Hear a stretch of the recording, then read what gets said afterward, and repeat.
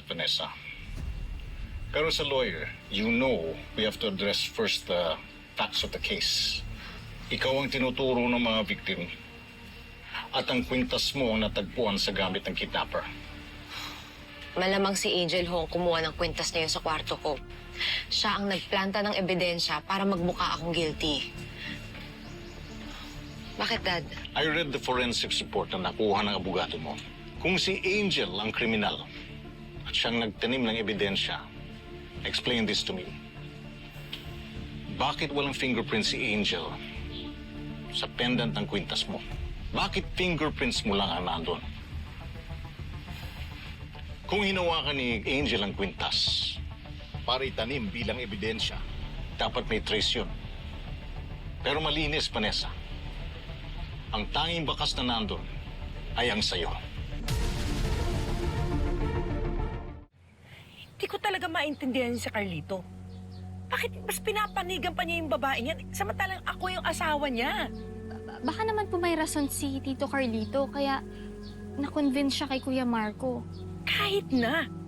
Kung hindi niya ako kayang paniwalaan at ipagtanggol bilang asawa niya, kahit man lang bilang abogado, ako yung biktima dito eh.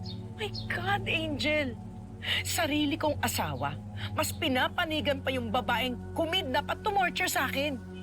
Hindi po kaya may galit pa rin sa inyo si Tito Carlito? Yung tungkol po sa past niyo, sa cheating. Baka naman kaya kinakampihan niyo si Ate Vanessa para bawian po kayo. Isipin niyo po yung tita, ha?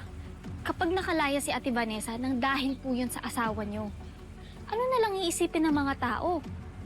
Na siya yung magmumukhang inosente, tapos kayo yung sinungaling at nag-iimbento? Ang worry ko lang naman po, baka masira po yung malinis niyo pong image sa simbahan at saka sa community. Baka layuan po kayo ng mga tao. Hindi ako papayag na ako ang magmumukhang masama.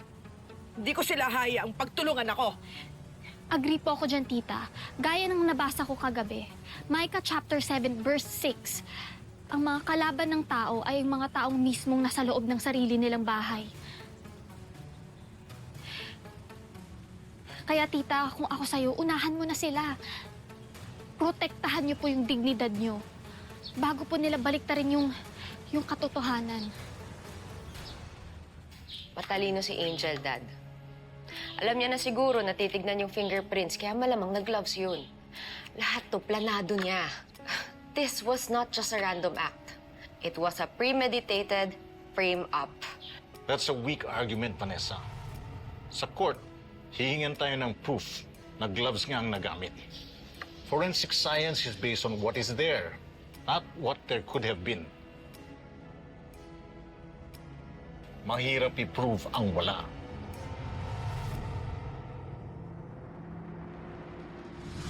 Balik pa natin sa akin. Sige, ipipigay ko sa'yo. Simula pa man yan. Lahat ko kunin ko sa'yo. Aagawin ko ang asawa mo, anak mo. Lahat aagawin ko sa'yo. Intindihan mo yan? May intindihan mo na! Dad, may sinabi siya sa akin. The last time that she was here, ang sabi niya, simula pa lang to.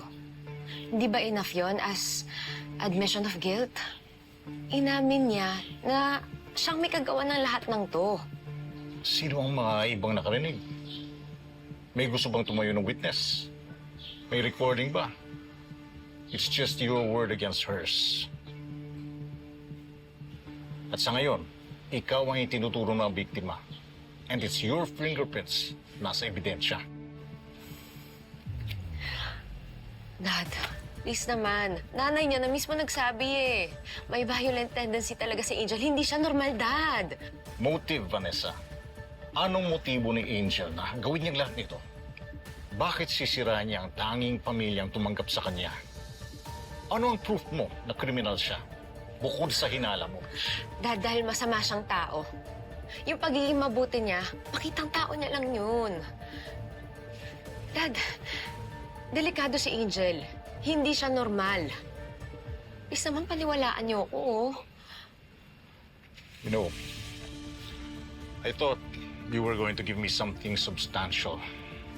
Yung pala, puro speculation pa rin. Nag-aaksaya lang ng oras dito. Dad, paniwalaan niyo naman ako. Dad, tulungan niyo naman ako. Please. If not for me, then para sa mga apo niyo. Dad, delikado ang buhay nila habang nandyan si Angel sa tabi nila. Dad! Dad, please!